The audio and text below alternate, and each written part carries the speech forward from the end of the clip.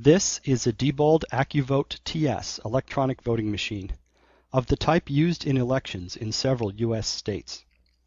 We studied this machine in our laboratory at Princeton University to evaluate its security and its suitability for conducting elections.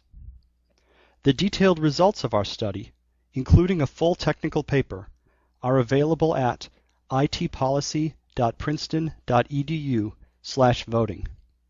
The behavior of voting machines is controlled by computer software.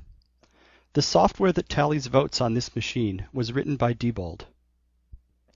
Our study shows that a criminal who can inject malicious software into this voting machine can control how the votes are tallied.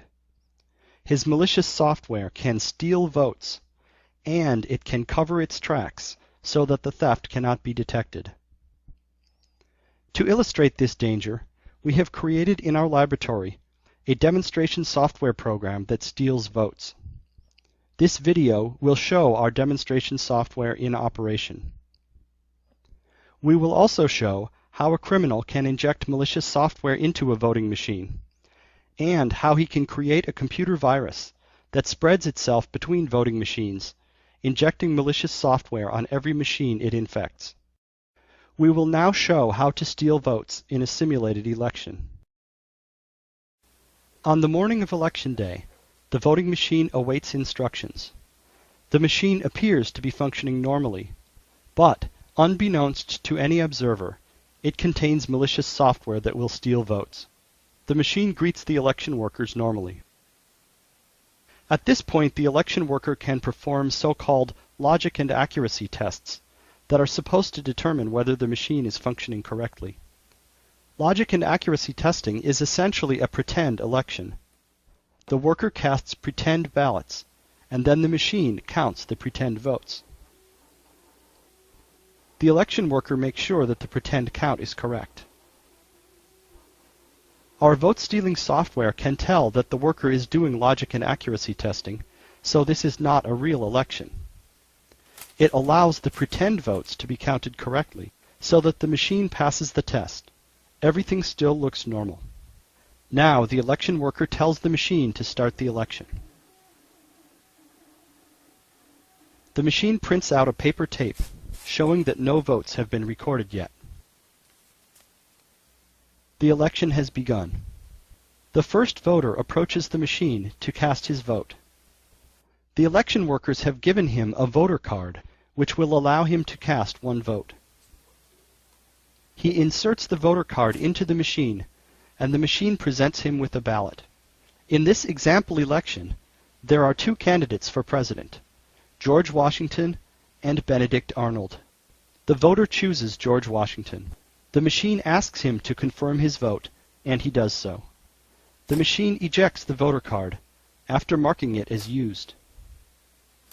That's one vote for George Washington. 4 more voters cast their votes. They vote for George Washington, Benedict Arnold, George Washington, and George Washington. The correct result for this election is George Washington 4 votes, Benedict Arnold 1 vote.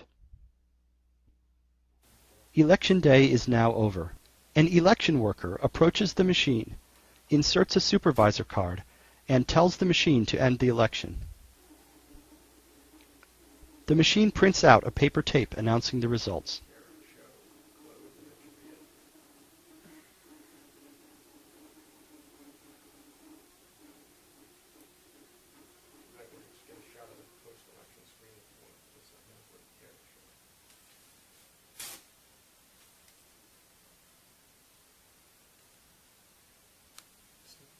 The tape shows that Benedict Arnold won the election, 3 votes to 2. This result is incorrect. Malicious software stole votes from George Washington and gave them to Benedict Arnold. The voting machine recorded the election results on its internal memory and on a removable memory card. A poll worker opens the side of the machine and removes the memory card. The memory card, when examined by technicians, also shows that Benedict Arnold won the election 3 votes to 2. Every record kept by the voting machine shows the same fraudulent result. Arnold 3, Washington 2. How did this happen? The voting machine was running Diebold's election software, but it was also silently running our demonstration vote-stealing software. And our software was able to steal votes without being detected. When the election ends, the vote-stealing software can delete itself from the voting machine. No evidence remains that the machine was ever hijacked. No evidence remains that any votes were stolen. As far as anyone can tell, the election was conducted fairly. But the result is fraudulent. This vote-stealing attack requires injecting malicious software into the voting machine. Anyone who has access to a voting machine for a few minutes can install malicious code. Here is one way to do so. In advance, we prepare a memory card containing our malicious software. When we get a few minutes alone with the machine, we first open the side door. We can do this with a key. There are thousands of keys in circulation, and any hardware store will copy them. Even without a key, the lock is easily picked. One member of our team can consistently pick the lock in less than 10 seconds. Or we can simply remove a few screws and lift off the machine's cover.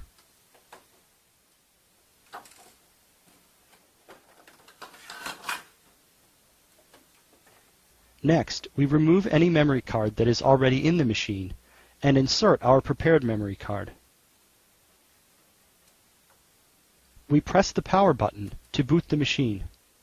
When the machine boots, it will automatically install our malicious software for us. The machine makes a musical noise when it boots, but we can suppress this noise by inserting headphones into the machine. We remove our memory card, replace any card that was there before, and close the door. Our malicious code is now installed on the machine. The total elapsed time is less than 1 minute. Due to design flaws in the Diebold AccuVote TS voting machine, it is possible to construct a computer virus that infects these machines and spreads automatically from one machine to many others. To illustrate this, we have constructed a demonstration virus in our lab. The machines use removable memory cards to distribute software updates and store the results of elections. The memory cards function similarly to floppy disks or thumb drives on ordinary PCs. Memory cards act as carriers for the virus. When a memory card is inserted into an infected machine, the machine copies the virus onto that memory card. If the memory card is removed and later put into another machine, the virus spreads from the memory card to the new machine. In this way, the virus can spread from one infected machine to an entire population of machines.